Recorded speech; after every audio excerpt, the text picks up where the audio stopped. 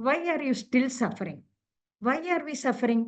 കാരണം നമ്മൾ നേരിടുന്ന പരാജയത്തിന്റെയും സങ്കടത്തിന്റെയും കാരണങ്ങളും പരിഹാരങ്ങളും നമ്മൾ തിരയുന്നത് ഇലകളിലും ശിഖരങ്ങളിലുമാണ്. അവ നിലകൊള്ളുന്നതോ വേരുകൾക്കിടയിൽ കുരുങ്ങി. ഒരു ചെറിയ ആണി കൊണ്ട് വേരിൽ നിന്നും വേർപെടുത്താനാവുന്നതേയുള്ളൂ പ്രശ്നത്തിന്റെ പരിഹാരം. മനോഹരമായ ഒരു കവിതയിലൂടെ ലളിതമായി മനസ്സിലാക്കപ്പെട്ട ആശയം. യുദ്ധം ജയിക്കുന്നതിൽ കാലിൽ ബലമുള്ള ലാടം തറച്ച കുതിരകളുടെയും പടയാളികളുടെയും പങ്ക്. ലാടത്തിൽ ഒരു ആണി പാകത്തിൽ തറയ്ക്കാത്തത് കാരണം യുദ്ധം തോറ്റ വലിയ സൈന്യത്തിന്റെ അവസ്ഥ.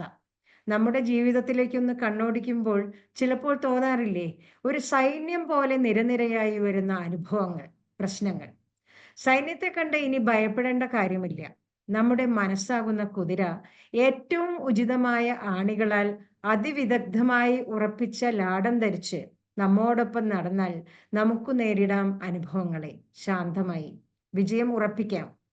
ജീവിതം എന്ന യാത്രയിൽ നമ്മോടൊപ്പം സദാ കൊണ്ടു നടക്കേണ്ടുന്ന മനോഹരമായ വെൽവെറ്റിൽ തയ്ച്ചെടുത്ത സഞ്ചിയിൽ ചെറിയ ചെറിയ അറകളുണ്ടാക്കി നമുക്ക് ഏത് സമയത്തും ഉപയോഗിക്കാൻ പറ്റുന്ന വിധത്തിൽ എണ്ണ തേച്ച് മിനുക്കിയെടുത്ത് സൂക്ഷിച്ചു വെക്കേണ്ടുന്ന ചില ആണികളുണ്ട്.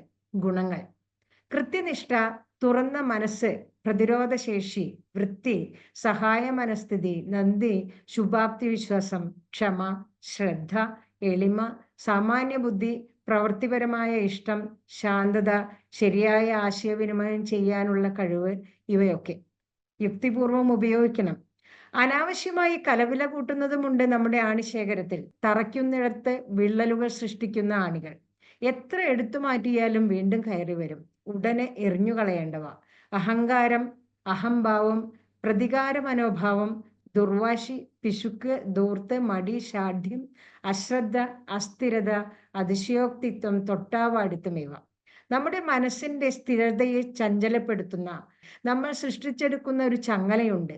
ആ ചങ്ങലയുടെ കണ്ണികളിൽ വരാതെ നോക്കണം ഈ മേൽപ്പറഞ്ഞവ. രാമായണത്തിലെ ദശരഥ മഹാരാജാവിന്റെ രഥത്തിലെ ആണി നഷ്ടപ്പെട്ടപ്പോൾ ആണിക്ക് പകരം കൈവിരൽ വെച്ച കൈകേയി അത് ഒരു വംശത്തിന് ഏൽപ്പിച്ച മുറിവ് എത്ര! നമുക്ക് ആവശ്യമുള്ള ആണികൾ ഒരു ആയുധം പോലെ നമ്മളിൽ ഉണ്ടാകട്ടെ. നമുക്ക് ഓരോരുത്തർക്കും 2025 ഈ വഴിത്താരകളിൽ അവ ഓരോന്നോരോന്നായി ശേഖരിക്കാം. ആത്മവിശ്വാസത്തോടെ മുന്നോട്ടു പോകാം. എല്ലാവർക്കും നല്ലൊരു ദിവസം ആശംസിക്കുന്നു.